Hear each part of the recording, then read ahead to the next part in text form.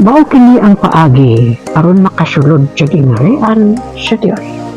Una, kinahanglan ang isa ka tawo makaibalo ug masabtan gid niya sa hingpit unsa ang gingharian sa Dios.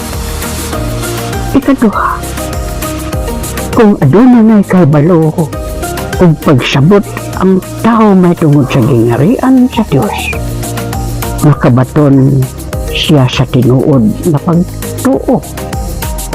Ikatulo, tungod kay aduna kanay tinuod na pagtuo, makabaton ka sa tinuod na paghinulsol.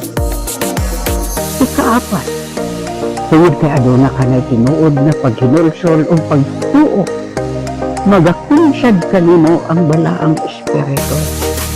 Ikalima, kung nagkunsad na kanimo ang balaang espiritu, makabaton ka og bag-ong kinabuhi, nakasulod ka na sa gingharian sa Dios. Dili ka makabaton og pagtuo kung wala kay kahibalo, o dili ka makabaton og tinuod na paghinulsol kung wala kay tinuod na pagtuo.